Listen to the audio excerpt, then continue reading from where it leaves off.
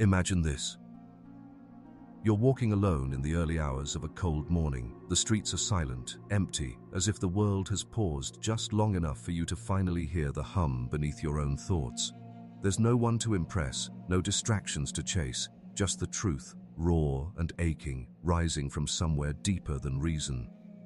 And suddenly, it hits you.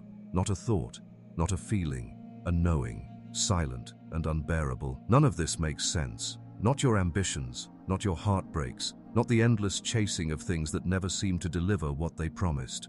You remember the jobs you worked, the people you loved, the sacrifices you made, and you feel it like a quiet earthquake in your chest. Was any of it worth it? Or were you simply distracting yourself from the truth that something hurts, always has, even when things go well, especially when they go well? And it begs a question most people don't dare ask. Why does life hurt so much, even when there's no clear reason it should? We're told that life is what we make it, that with the right mindset, the right gratitude journal, the right partner, the right job, the right affirmations, we can find peace, fulfillment, maybe even happiness. But what if that's a lie we've sold ourselves to keep from collapsing? What if the pain isn't a glitch in the system? What if it is the system? What if suffering is not just something to overcome, but the very structure of conscious life itself? These questions aren't new. They haunted one particular man like a shadow that never lifted.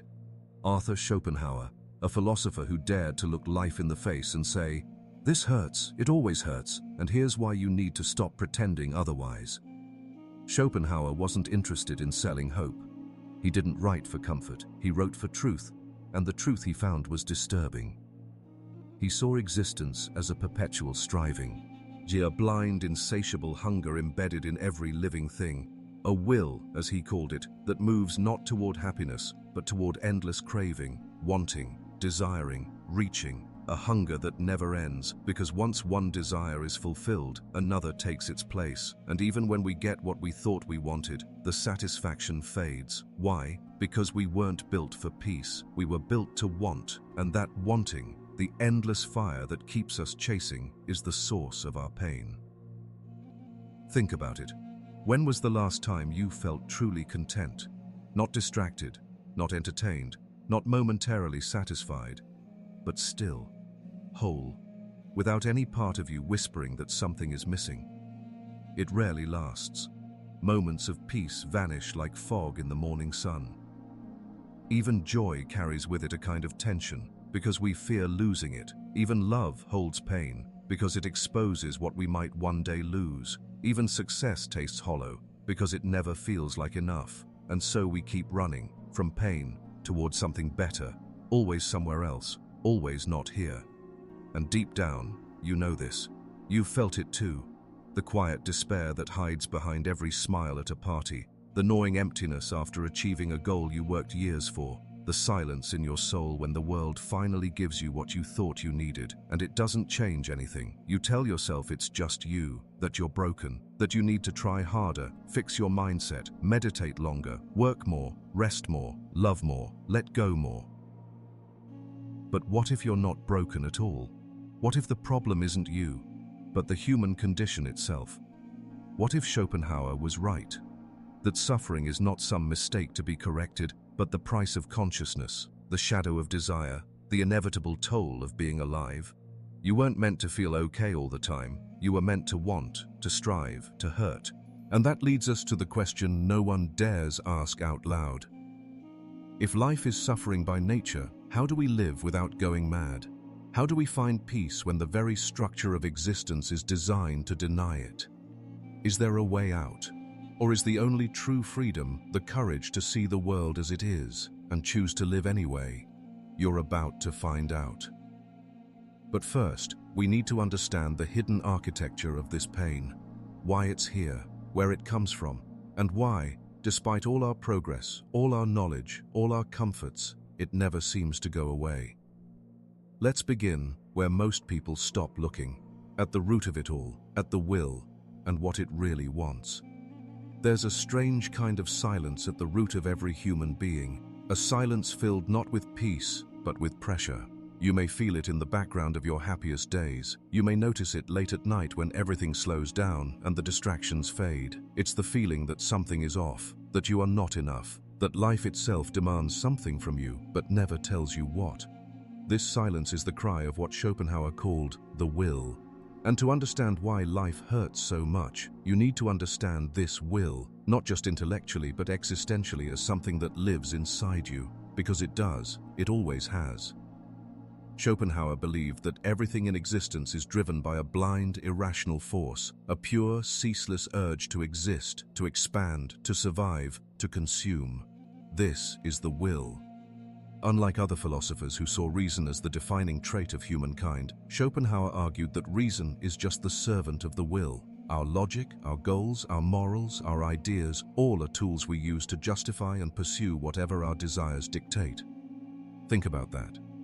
You believe you have reasons for what you want: a better job, a deeper relationship, a more meaningful life. But beneath all of those reasons is a raw, unexplainable force that simply wants, not for any particular reason, it just does. You're not unhappy because your life is uniquely flawed. You're unhappy because the structure of human desire is designed to leave you wanting. You don't suffer because you're doing life wrong. You suffer because suffering is built into the engine. Let's go deeper. The will, according to Schopenhauer, is not just human. It animates everything: animals, trees, rocks, rivers. The entire universe is a manifestation of this unconscious striving, this raw, primal impulse to persist. But in humans, the will reaches a tragic height: self-awareness. We are the only creatures that can see ourselves from the outside, that can ask why, that can anticipate suffering, that can imagine a better future and then live in misery until we get there. This is the curse of consciousness. To want is natural, but to know you want, to reflect on it, to anticipate the pain of not getting it, or worse, to get it and realize it doesn't fulfill you, that is suffering on a higher order. As Schopenhauer put it, life swings like a pendulum backward and forward between pain and boredom. Pain when we don't have what we want, boredom when we do, and in between, fleeting moments of relief. Now pause.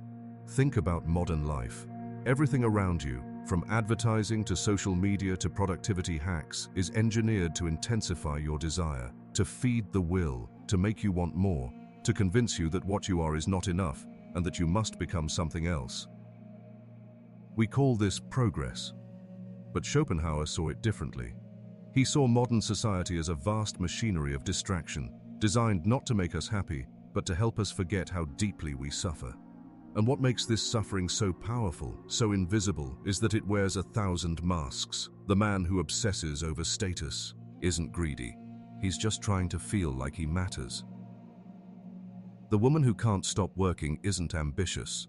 She's terrified of feeling worthless. The influencer posting perfect images isn't vain. They're begging the world to reflect back a sense of identity they've never felt on their own. At the core of each of these is the same invisible pull: the will, reaching, striving, never satisfied. Carl Jung, decades later, echoed Schopenhauer in his own way. Jung called it the shadow, the parts of ourselves we repress, deny, or ignore in order to function in society. But that shadow is the will in disguise. It contains the raw impulses, the ancient fears, the forbidden longings, and the more we repress it, the more it twists our lives in unconscious ways. Every neurosis, every compulsion, every addiction, it's not a malfunction. It's a misunderstood negotiation with the will, a desperate attempt to escape suffering while still obeying its demands. But there's no real escape, because the will doesn't just drive what you do, it drives who you are. You don't have desire, you are desire. Now consider the paradox.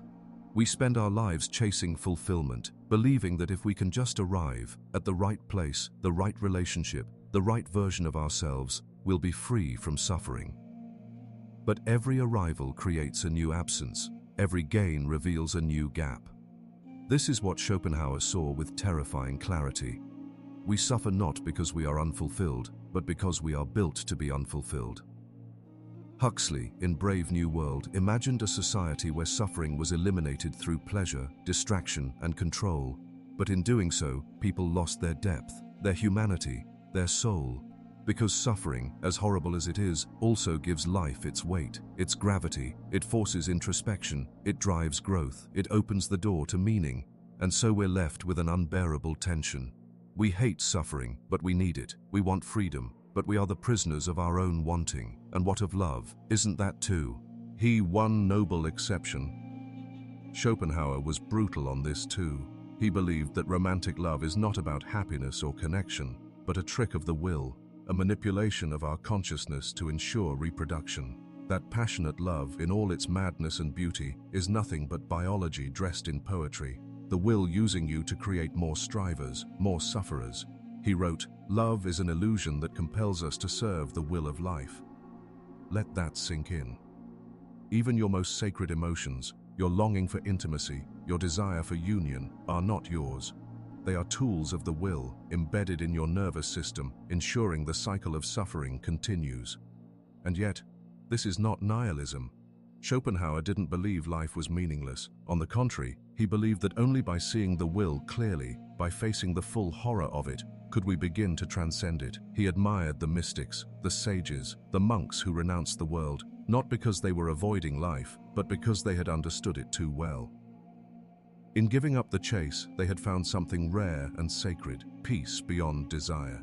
But you don't need to become a monk to see the will. You just need to be honest.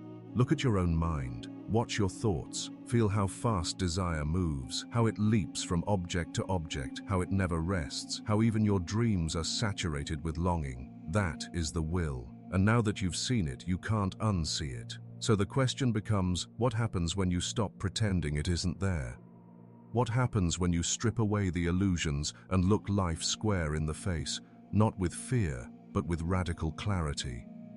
That's what we're about to explore next.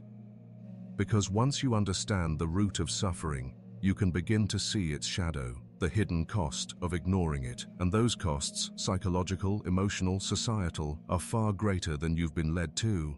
Oh, believe. Now that you've seen the will, felt it breathing beneath your every thought, pulsing behind your desires, you might be wondering, so what? If we are built to want, if life is inherently painful, then isn't this just our condition? Why dwell on it? But here's the truth. No one wants to say out loud, most people don't live in conscious suffering, they live in numbness. And that's even worse. Because when you don't confront suffering, when you suppress it, hide from it, explain it away with cheap optimism or false productivity, it doesn't go away. It just mutates. It becomes something darker, something that governs you from the shadows. The will, ignored, becomes your master, and it doesn't just torment individuals, it shapes entire civilizations. Consider this. Why do so many people wake up and dread their lives? Not because they're starving, not because they're in immediate danger, but because they feel nothing, or worse, an emptiness they can't name. This is not a flaw in the human experience. It is the experience itself when left unexamined. The consequence of not facing suffering directly is not peace. It's distraction, addiction, depression, nihilism, rage.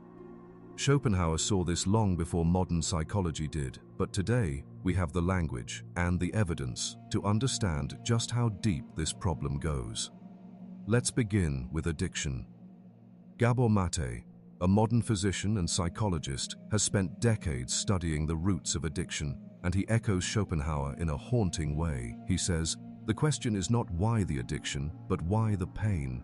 People don't become addicted to substances, behaviors, or patterns because they're weak. They do it because something inside them hurts, constantly, relentlessly. And instead of facing that pain, society teaches us to suppress it, to escape it, buy something, scroll something, achieve something, post something. But the will is insatiable.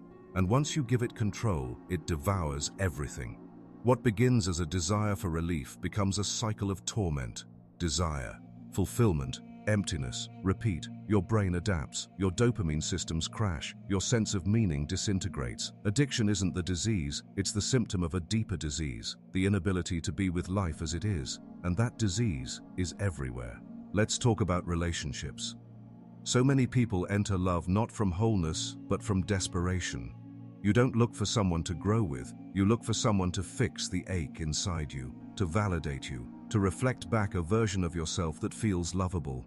But that's not love, that's dependency, a sacred arrangement of mutual illusion. And so, modern love becomes a battlefield of unmet needs. You fight not because you hate the other, but because they fail to satisfy the invisible cravings of the will. They weren't supposed to be a person, they were supposed to be a solution, and when they fail, because they always do, you either cling harder or you run.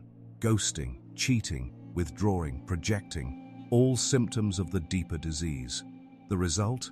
A generation terrified of intimacy, not because they don't want love, but because they fear what happens when love fails to soothe their pain. Now, scale this to the level of society. We live in an era of constant stimulation, notifications, ads, politics, outrage, trends, noise. But ask yourself, what is all of this noise trying to cover? A culture built on distraction is a culture afraid of itself. Every moment of silence is a confrontation. Every gap between tasks is a chance for the will to scream. And so we fill the gaps with dopamine. It's not just individuals who are addicted, it's entire nations, addicted to growth, to success, to dominance, to being seen. And just like the addict who can never stop using, we barrel forward. More technology, more consumption, more progress, believing that salvation lies on the other side of the next breakthrough.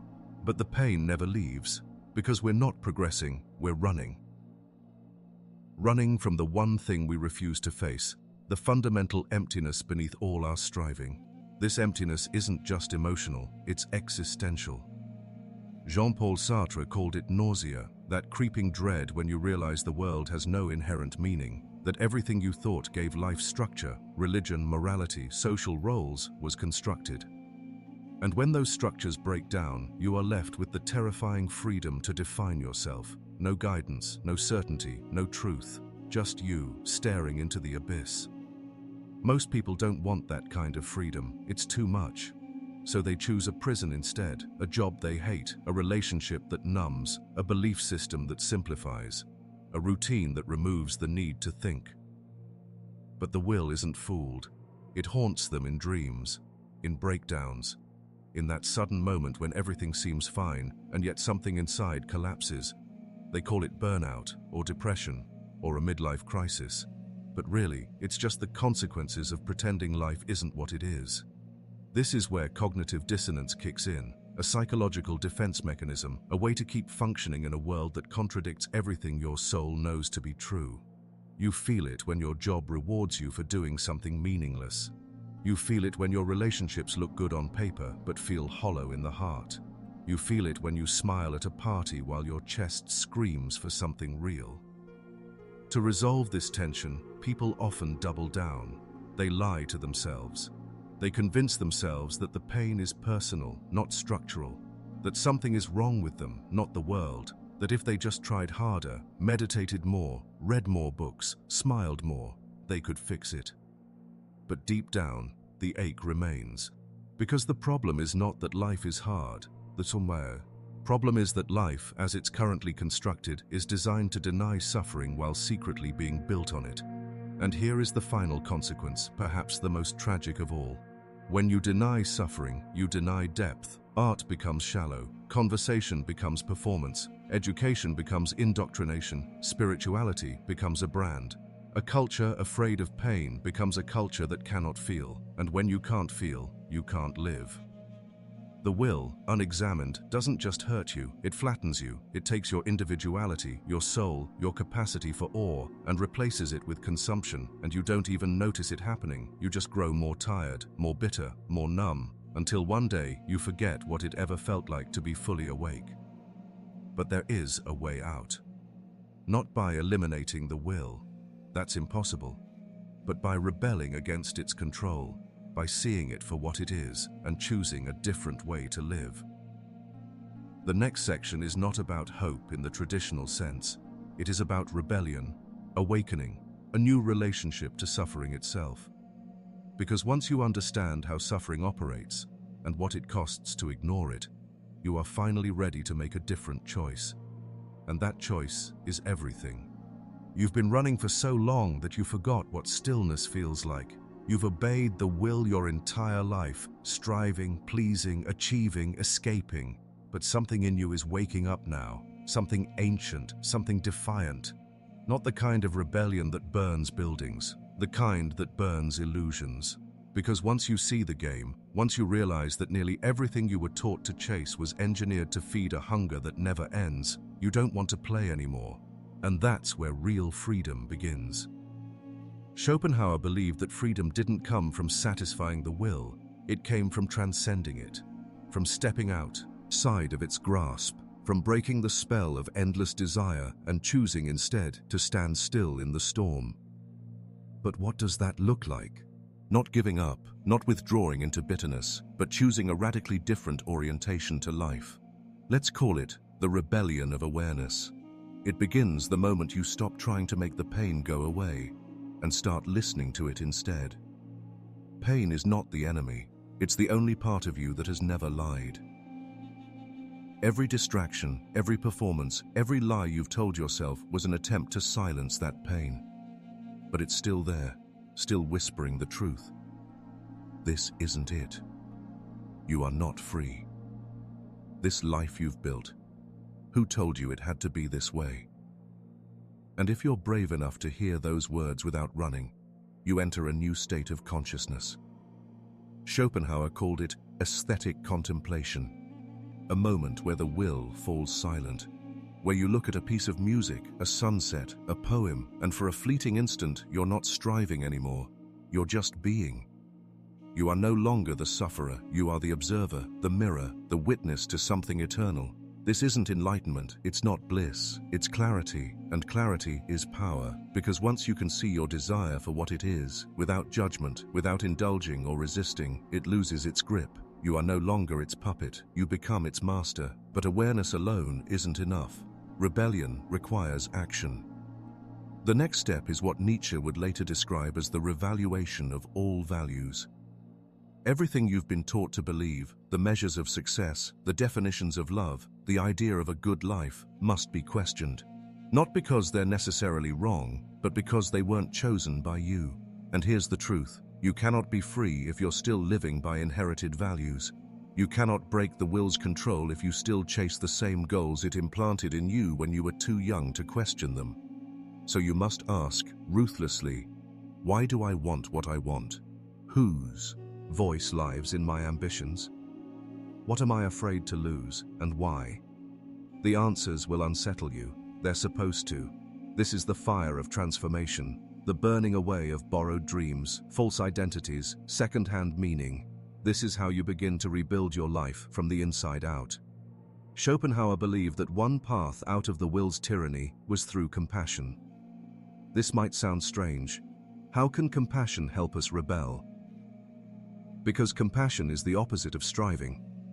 When you are consumed by the will, others are obstacles, tools, reflections of your insecurity or vehicles for your pleasure. Relationships become transactions. Affection becomes currency. Empathy becomes weakness. But when you look at another person's suffering and see your own, you interrupt the cycle. You stop feeding the will and start recognizing something deeper, that behind every pair of eyes is the same hunger, the same ache, the same silent scream. And in that recognition, something extraordinary happens. You no longer want to win, you want to understand, you no longer seek power, you seek truth. This is the foundation of a new self, not a perfect self, not a detached monk, but a human being who chooses conscious suffering over unconscious survival. And that is the greatest rebellion of all. Now let's talk about something most people overlook: choice. We are told that freedom is about choosing what we want, but that's not freedom, that's shopping. Real freedom is choosing what to want in the first place, and more importantly, choosing what not to want. This is the philosophy of renunciation, but not in the religious sense, not denial for its own sake, but conscious renunciation, a sacred act of defiance against the will's dictatorship. To say, no, I will not spend my life trying to prove my worth. No, I will not chase love that erases who I am.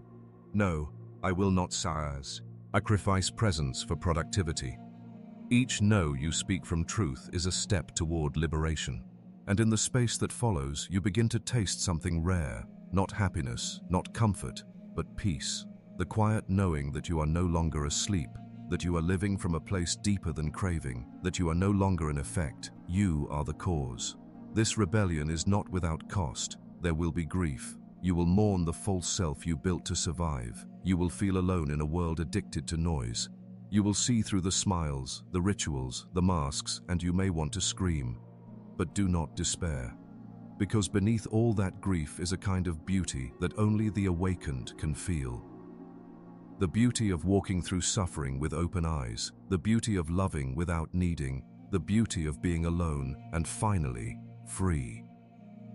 Schopenhauer never promised salvation. He didn't write self-help books. He wasn't trying to fix anyone. But his insights planted seeds. Seeds that would later bloom in the works of Nietzsche, Jung, Frankl, and even Buddhist psychology. Seeds that whispered, you were never supposed to feel okay all the time. You were supposed to feel everything and learn to carry it with grace. That is the quiet heroism of the rebel, not to conquer the world, but to stop being conquered by it. To look pain in the face and say, you don't define me anymore. In the next and final section, we will explore what happens when you carry this rebellion all the way to the end. When you let go, not just of desire, but of your attachment to identity itself. We will arrive at the ultimate truth, the final realization Schopenhauer gestured toward, and that modern minds have only begun to glimpse. A truth that doesn't erase suffering, but makes it sacred. Imagine you've given everything up. Not in despair, not in nihilism, but in awakening. You've stopped chasing the next fix, the next compliment, the next high. You've stopped lying to yourself about what it means to be fulfilled.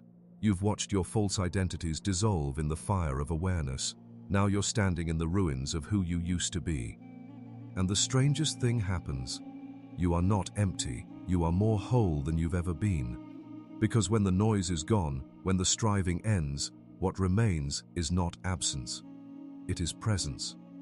This is what Schopenhauer saw flickering at the edge of consciousness. Not the void, not despair, but something closer to liberation. He never claimed life could be made painless, but he hinted, quietly, powerfully, that pain could be transfigured. That suffering, once stripped of illusion, becomes a doorway. But a doorway to what? Let's go there together. When you stop identifying with the will, when you cease to believe that you are your desires, a veil lifts. You begin to see that behind your personality, behind your roles, behind even your thoughts, there is something watching, something timeless, something still. This is not a new idea. It echoes through mysticism, through Buddhism, through Stoicism, even through quantum physics. But Schopenhauer saw it with chilling clarity, through pure reason and ruthless honesty. He believed that beneath the phenomena of the world, the appearances, the movement, the becoming, there is a formless, eternal reality. And in moments of silence, of art, of surrender, we can glimpse that reality. You feel it in the stillness of meditation, in the ache of a violin's note, in the moment after heartbreak when time stops and you realize, I'm still here. That here, that silent witness, is not your ego. It is the ground of your being, and it does not strive. It does not want. It simply is. This is the ultimate truth that suffering conceals. You are not the pain. You are the one who experiences the pain. And in that space between sensation and identification, freedom is born. When you realize that the will is something you can observe, you stop being its slave. When you realize that your thoughts are not you, you stop believing every story they tell. And when you realize that suffering is not a punishment, but a teacher, you stop running from it. You begin to listen, and suffering begins to speak. It says, I am not here to destroy you. I am here to wake you up. Wake you up to what? To the fact that the world you built, your identity, your goals, your metrics of success, were never yours to begin with. to the fact that your very pain is proof that you are more than a machine, that you feel because you are conscious, that you hurt because you are human, that you suffer because you care, and to care is sacred. Viktor Frankl, who survived the Holocaust, wrote that life's meaning is not something we find in comfort, but in response to suffering. When we are no longer able to change a situation, we are challenged to change ourselves. This is the final power of pain, not to destroy you, but to remake you, to sculpt your identity down to what is real, to strip away the masks, to carve out space for the soul to speak. And the soul does not speak in goals, it speaks in presence, in being. So what does life look like after the storm? Not perfect, not pain-free, but clear. You begin to love people not as fixes, but as fellow travelers. You work not to prove something, but to express something. You create not for praise, but because beauty is its own reward. You let go, not out of defeat, but out of understanding. And slowly, quietly, you become dangerously alive. Not in the loud, performative way modern life celebrates, but in the quiet, rooted, eternal way the sages always knew. You become someone who walks into the fire, not to burn, but to illuminate. You become someone who smiles at suffering, not because it's pleasant, but because it's true. And the final paradox reveals itself. When you stop trying to escape life, when you accept suffering without resistance, when you meet pain with presence, you become free. Not because the world has changed, but because you have stopped needing it to. The will still lives inside you, but now you walk beside it, not beneath it. You no longer obey every craving. You no longer believe every fear. You are still a wave in the ocean, but now you know you are also the ocean. And so we return to Schopenhauer, not as a pessimist, not as a prophet of despair, but as a reluctant mystic, a man who looked into the darkest parts of life and found, not hopelessness, but clarity. A man who taught that the greatest relief doesn't come from achievement, but from renunciation, from letting go of the lie that you must become someone in order to matter, from stepping off the wheel of craving and standing, finally, on solid ground. If there is one truth to carry with you, it is this. Suffering is not the end of your story. It is the beginning of your freedom. When you stop hiding from pain, when you stop chasing the next illusion, when you look life in the eye and say, I am willing to feel all of it, you become untouchable. Not because you no longer hurt, but because you no longer fear the hurt. And in that moment, you are more than a self, more than a seeker, more than a survivor. You are a light, born of suffering, tempered by fire, and radiant with truth. You are finally fully awake.